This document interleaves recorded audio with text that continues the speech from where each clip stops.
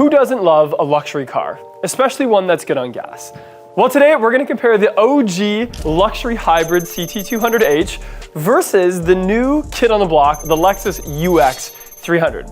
I can't believe I haven't done this review before, so we're gonna go into what's changed well over a decade of design language and what's still pretty much the same. Stay tuned to the end of the video for that.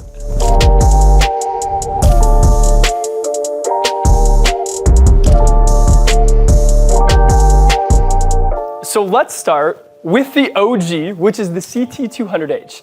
Now this one here is a 2016 model with the F Sport, and I tried to pick a UX that's the most similar to it. So let's see if I did a good job. But design language of the front. So being the fact that it's an F Sport, we see one of the first iterations of that F Sport grille. Now don't forget, back in 2016, that was the first year for the new RX, which was such a big change from the previous model that it really shook up the RX buyer, especially with the introduction of that big F Sport grille. The CT being designed a lot older than 2016, in fact, 2016 being one of those last years in the design, we see that F Sport grille, but a little different. So at the top, we have these wide diamond-shaped sort of squares, and then it transitions to the bottom to have the actual spindle grille that we're used to seeing. So really interesting there. I didn't realize that for many years until I got up close to one of these things. Then we have some chrome trimmed off at the top, separated by some body, and then trimmed off at the bottom. I see some tow hook covers here. So I have seen a lot of owners take this license plate bracket and put it on one of those tow hook with one of those Amazon mounts. Technically, I can't recommend that, but it does look pretty cool. Then off to the side, we have some fog lights with some more spindle down in the side, as well as some piano black. Now, this being a used car, we see some pitting on the piano black, but overall it still looks really good. And sort of a triple beam design that's not quite the triple beam that we know of, but it does still have LED and a Lexus daytime running light, so no complaints there. In terms of height, you will see it is a little on the low side. Like my ankle is sort of where that bumper starts, probably mid-ankle, something like that. And even just standing over the car, it definitely is a smaller car. We have some little bits of body lines on the hood, and actually, I just saw two new lines that I didn't know existed. Because this is the atomic silver, I can see a little bit more. And there is a little bit of vision lines down the center that sort of line up with that Lexus badge. It kind of reminds me of my LS, if I'm being honest. Over to the UX. So as we approach the UX, you can tell it is taller. Now the UX wasn't a perfect replica of the CT200. It was definitely a modern take on it, but with that all-wheel drive utilitarian type design. So you can see even that height of the bumper starts a little bit higher, but also ends a lot higher, giving it a much taller stance. And this one being an F Sport design, we have the new spindle grille, and actually sitting where I'm sitting with the view of the bottom of the CT and the grille of the new UX, it's the same. Like the top of the CT grille, no, it's not the same. But the bottom of it is almost exactly the same, except for this one's piano black. So really interesting design language there that is kind of timeless. So we have the grille with the big F Sport series. We have that license plate bracket, but it's all blacked out on this one. So it's more like piano black instead of chrome around that grille, which I really like. And then we have a little bit of black smoke chrome at the bottom with a fog light and some of that F Sport grille as well. And the F Sport grille almost seems like it's active, which I always love, but when I stick my pinky pointer in there, it definitely isn't active. It's just for decoration, but good job making it three-dimensional. I think that's a really cool thing to do. Then we have the Dusty Special, which is the headlight washers right before the LED headlights with the new daytime running light above the light. So we started to see that sort of in the new IS, the new UX, where the daytime running light is on top of the headlight. I'm a big fan. I don't know if you are, but I am. And then we have some new body lines. So we have this one that sort of wraps around and gives it a little bit of a round shape on that hood. And obviously some angles and stuff like that also on the rest of the bumper. But really when you just look at them side by side, the CT gives you a little bit more of that sporty hatch wedge shape in the front. And the UX, and again, this is part of the illusion of the UX, has a little bit more muscular stance. We're talking about wider fenders with almost like a wide body kit fender flare on it, as well as that bigger front end. And a lot of times people come into the dealership, they think the UX is gonna be bigger because the pictures make it look bigger because of that front end. Okay, so looking at the side of the CT, and again, I want you to focus on the height of it. So I'm 6'1", I tower over the CT, but it's cool because I love when small cars have details on the roof for tall people. So what I mean by that is this one being the sport model, we have a piano black roof, which if that was on a TX, I would never see that anyway. But let's talk about a little bit of the design. So as you can see, even as we're up close here, the fender, the door, everything does seem a lot smaller, except the F-Sport logo looks ginormous compared to the rest of the car. So it definitely really sticks out to tell you that this is an F-Sport. We do have a piano black mirror to match the piano black handles, to match the piano black roof. So I think that's a nice sporty touch. But in terms of design on the side, there really isn't a ton of body lines. There isn't a ton of decorations. It's pretty much plain Jane, with the exception of the hybrid logo, which I'm just realizing I haven't seen that in a while on any Lexus. So that was quietly phased out, I think. Someone in the comments is gonna be like, oh no, what about this Lexus? But right now I can't think of any. The rest of it, so we still have a really solid door. Definitely still sounds and feels like a Lexus, even though this was the entry-level Lexus back in the day. And same with that rear door, really solid. Decently sized, like that rear door does get a lot smaller, and that's why it looks like a hatch. Like when you're looking at that side profile, it doesn't look like an SUV, it doesn't look like a wagon, it looks like a hot hatchback. And in fact, the first time I saw one of these, it was a girl that worked here that had one, and I remember from the front end, I was like, what is that? It was like a brand new F-Sport. I was like, is that an IS wagon? Like, what is it? And then I got up close to it and I was like, oh no, it's a whole new thing that I didn't know about, called the CT. Okay, so coming in on the side of the UX, obviously there's a lot different things going on here. One of them I already mentioned, and that is those fender flares. So on each corner, we have a little bit of a wide body extension on the UX, and that gives it that SUV, which by the way, don't forget, even though this was the replacement of the CT, it's still an SUV actually now. And when we do our numbers for like our cars and sedans versus SUVs, this is counted as an SUV. So some people in the comments are gonna be like, it's not an SUV. No, it technically is. So height-wise, we have a big difference here. I'm 6'1". It does seem to be a little bit higher, but if I'm being honest, seeing them side by side, this part of the car doesn't seem that much different than the CT, but the front does. Like the front seems a mile bigger. Beside it, it doesn't seem that much of a difference, but still a little bit. We have a little bit more body lines, so we have some sharp lines sort of coming towards the upper of the door, and then also right through that door handle, and then swooping to the top. And that gives it a little bit more of that sporty look, some mirror caps, as well as that black roof on this one. Anyway, this is the two-tone with our new copper crest, by the way, which is a favorite color of mine. A much bigger wheel for sure, and actually a smaller F-Sport emblem. Now this one is an F-Sport design, so the emblem is a little bit different, and I actually like this emblem more than the others for some reason. I think just because it's new, but they did a really good job on that. Door-wise, so really solid doors.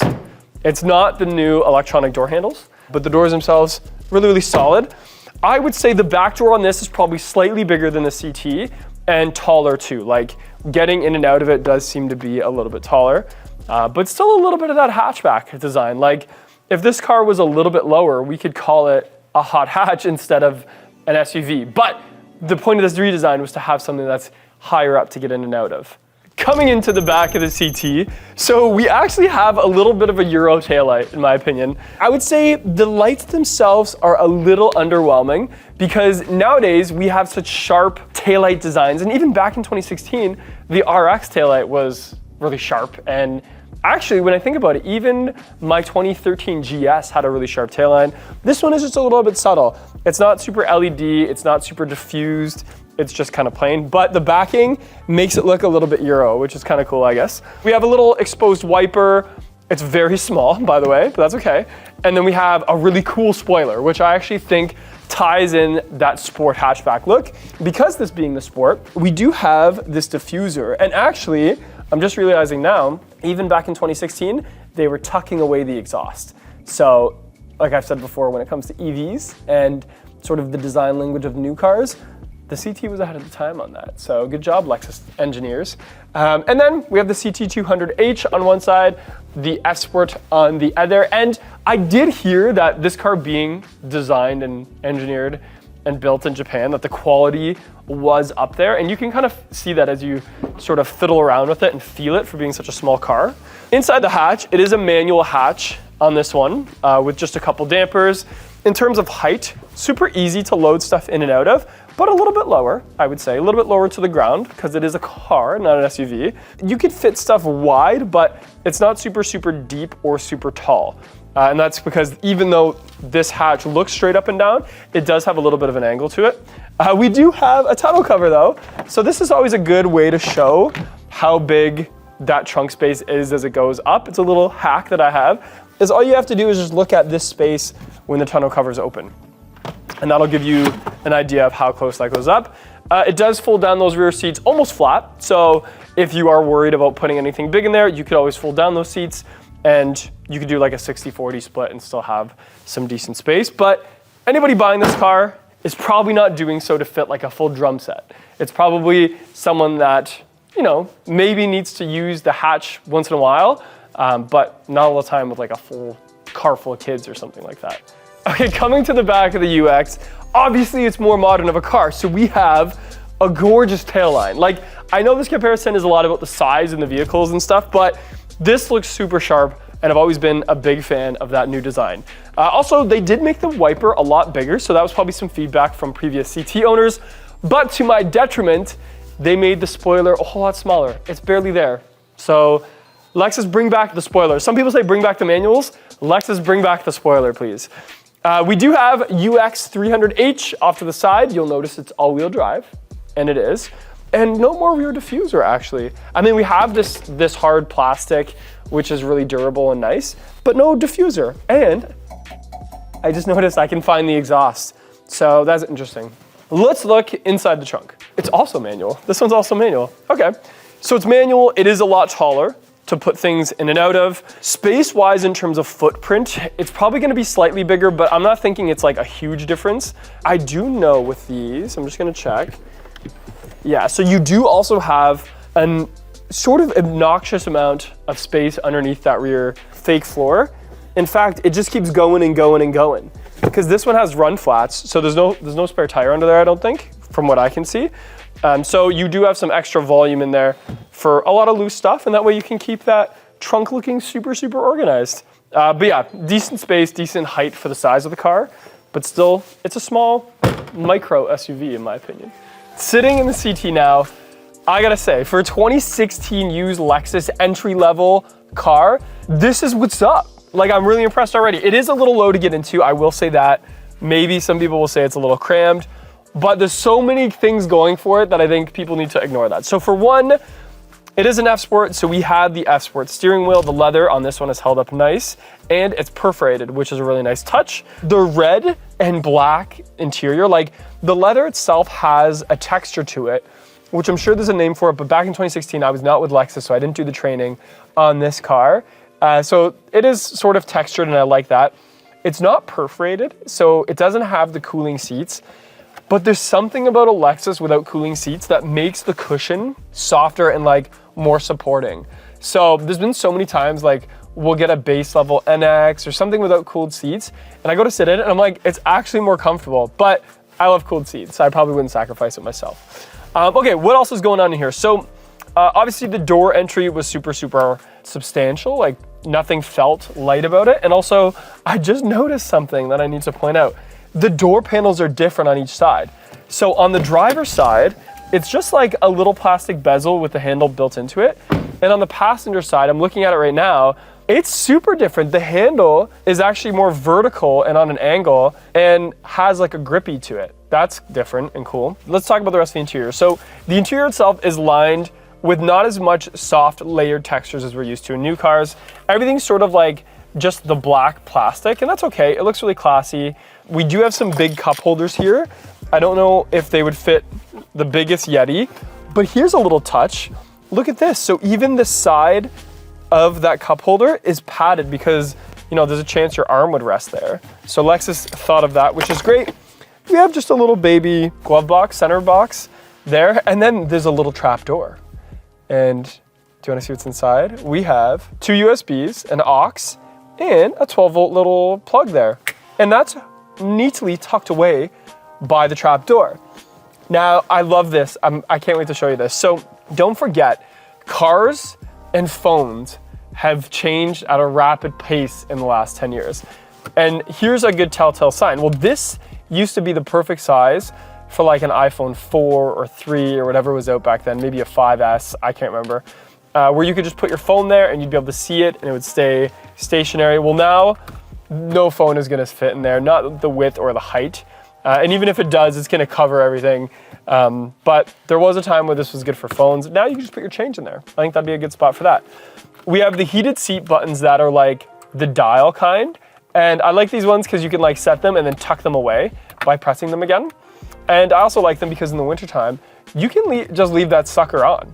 I mean, just leave it cranked, and then every time you get in your car, it's gonna be hot, and I love that. The new ones you sort of have to do every time. Then we have our drive modes. So this one has a sport mode, a normal mode, an eco mode, an EV mode, and a track off mode. So the EV mode, a lot of people ask me like, oh, when should I use that?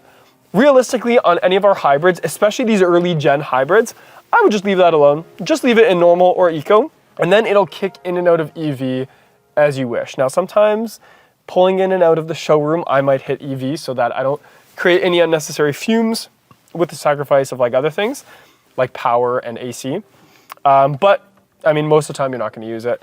I would just leave it in normal or sport, probably, knowing me. And then we have just our radio controls, so classic volume, scroll, and CD player, and the original OG electronic shifter. So what I mean by that is you would hit P to park, and then we saw this come out, or the new version of this come out, in our LS, our LC, now our RX, our NX, everything. The whole lineup pretty much has this shifter now, or the new version of it, where this was the first one. And it was wild when it first came out, because it had some substantialness to it, if that's even a word. It had like a handle to it, and then you would just put it in drive and let go, and it would just snap back in place. And same with reverse, it would just snap back in place, and then when you wanted to park, you just hit park. And now that's the standard in our lineup, where this was like, you know, the odd man out at first, or odd woman out, the odd shifter out. And now it's sort of, you know, normal. Then we have our auto climate controls, and it is rare, I'm telling you it's rare. This CT has a screen. Now, a lot of the CTs that you're gonna see in the marketplace do not have a screen, but this one does, and we have our little remote here. So I think this mainly came in just on the higher models, and then also the last few years of production when we started to see them become more standard. But there was a time that there was even a screen that would fold out, which was really cool. And in the screen, you can even see some first iterations of the hybrid powertrain and what's going on there, as well as fuel economies and stuff like that, which I always thought was super cool. Now, I just started it up because I want to talk about the gauge cluster. So the gauge cluster is lit with like a little bit of a blue tint to it. And on there, we can change display. Now, the steering wheel button is very confusing because it looks like it's a D-pad that you can like change things on, but it's really just a button in the middle, and it's just display, and it shows you like averages and a couple little pictures and stuff like that, cruising range, but nothing else is really customizable. Then we just have volume and our radio controls, which are pretty classic. It does have auto headlights, which is great. And actually it's a pretty classy setup, I would say, but not overly technologically advanced. But there is a technologically advanced thing, and that's the mirror in the top right corner. It shows that we're facing northeast right now. So that reminds me of aviation and checking up and looking at your compass. That's where it is in an airplane, and that's where it is in your CT. I know I'm grasping at straws here, people, but I noticed it and I had to point it out. Then we also have the black headliner because it's the sport and a little bit of a sunroof here. I didn't test the sound system on this one, but I know it's just got like 6 speakers or something like that. It's nothing too crazy. And even some of the materials on the dash are just the plastic ones, but they still have held up well over the years, so who can complain about that? Okay, so getting in the UX300H feels very different, even just the seating position. I feel more upright. We expected a little bit more of an SUV type sitting arrangement where my feet feel like I have more places for them to go. The interior is so calming in this car. I mean, there's different layers of black and soft touch. Like the steering wheel is very nice to touch. The dash has, I just noticed, because this is the F designed, it has the washi dash. And I know you guys are gonna think I'm crazy, but this is a textured dash that's supposed to be reminiscent of the texture of origami paper. Now, if you don't know the story about Lexus and origami paper, what it is to be a Takumi, which is like a master craftsman, or even above a master craftsman. To do that test at Lexus or Toyota, you had to do an origami cat with your less dominant hand, blindfolded in like less than 10 seconds or something like that. So this is like a little Easter egg about origami and how it relates to Lexus. And I've tried to make the cat. I can do it with both hands, eyes open, but definitely couldn't do it with my left hand blindfolded. So anyway, that's that. In the center, we have the armrest that opens up both sides, and it's a bigger armrest because we don't have as many buttons down in the middle. We have digital cooled seats and heated steering wheel, but no mouse pads or big knobs or anything like that. And we have the new version of the shifter that I talked about. So it just goes into gear and snaps back very quickly, let me tell you. A lot quicker than the other one because it's a lot smaller. I actually like the CT shifter better because it was like something you could like put in your hand instead of this little dinky guy where you just kind of like use your finger to do. That one you actually grab it, which is cool. In terms of where to put your phone, there's a little tray sort of up towards the cup holders. I have a terrible habit of putting it in the cup holders and then it sort of like knocks around while I'm driving. So probably don't do that. But very, very calm and not a lot of fuss over this center bit. Then we have our auto climate. The seats themselves are actually very well cushioned. In fact, I had some guests in today who are some long-term guests of mine. Shout out to you if you know who you are. And they just bought pretty much this exact same one today. And what they said, they're coming from, I think, a 2020 or maybe 2021 UX. And they said the new UX300 had a way more comfortable seat. And I believe it because this is a very soft seat with some really nice details. The details look similar to the old one, but they have upped them in terms of the stitching and the panels and stuff like that. This one being the F design, we have just a normal size screen, so it's not the ginormous one, but wireless Apple CarPlay, Android Auto, all of that fun stuff. And a much, obviously like the dash and the multi-display here, if you put this beside the CT, it looks like we were in a time machine because this now looks like a spaceship. We have tons of different layers and screens to go for with some really crisp, you know, icons and controls and stuff. And some of it, you would almost have to like read a whole brochure on the difference. And it shows us our taillights now. Because guess what, people? We now have proactive driving assist. So even the safety system in this versus the old one is light years ahead of it. And some people care about it, some people don't. I think it's great because if we can avoid accidents, why not? But this has the Lexus Safety Sense 3.0, which I've done many videos on. I'm sure you know what I'm talking about. It's definitely worthwhile. And we have like G-force meters and stuff in here, which is super random. But in terms of actual car itself, it definitely just feels a lot bigger, a lot more technologically advanced with some nicer materials. But obviously that's what you get when you go with a newer one. So no one should be surprised by that. Okay, so this is actually my first time sitting in a CT in the back seat ever, like ever. It's kind of what I expected, like my head is tickling the roof a little bit. The nice thing is, and I don't know what it is about this leather, it's definitely not real leather, it's synthetic for sure, but it's super comfy. I don't know what it is. So like even back here, even though I'm a little bit crammed, I'm fine for a short ride. Like this isn't the end of the world. I don't have an armrest. I do have headrests that like, I think, no, they don't come forward, but that's okay. There's really nothing to do back here. There's nothing to plug in. There is child hooks for a car seat, which is great. But other than that, there's not anything, but in a pinch, it'd be fine, I think. Okay, I have a newfound respect for the backseat of the UX. Back here, we do have some more space. It's a different seating position. It's definitely more upright. I have things like USB-Cs back here, some vents. I have an armrest, which is great, with some cup holders. There is a light back here as well. So yeah, it's just a nicer, updated version back here, I would say. Not many people buy the UX thinking they're gonna have people in the back all the time. But if I had to be back here, it's not bad. Like being back here versus being in the back of like a Corolla or something like that, I would say back here is really comfortable still. So no, not bad UX. Okay, so let's talk about the powertrain because I know people by this point in the video are asking, let's talk about that. So yes, the UX is all-wheel drive, the CT is front-wheel drive. So that's a big difference for sure.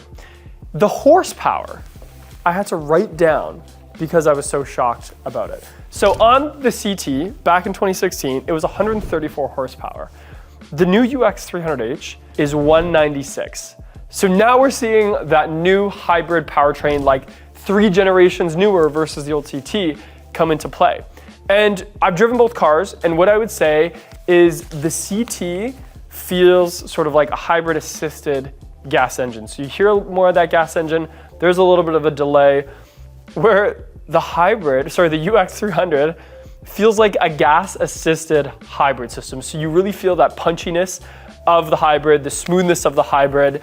I've told the story many times of Steven, one of our salespeople here, driving one of these to a guest house, and he was used to things like an ES or Camry, and ended up calling me from the car to buy one because it drove so nice. And that was a big upgrade on the 2. Another spec that's important to mention is the fuel economy. So the CT's advertised fuel economy back in 2016 is 5.7 liters per 100 kilometers. The new UX is 5.6. So it's not that much more fuel economy. However, you're adding space, you're adding height, you're adding the all-wheel drive system, which is a big one. Think of a 2-wheel drive versus an all-wheel drive. And you're adding a ton of tech and luxury and comfort. So is this the new CT? Yes, it is. However, it's the new CT that's been going to the gym.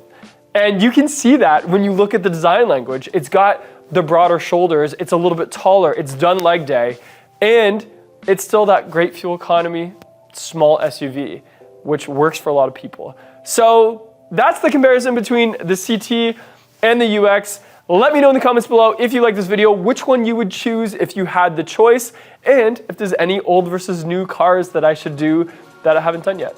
I'm Dustin Mason from Performance Lexus in St. Catharines. Thank you for watching this video, and I'll see you in the next one.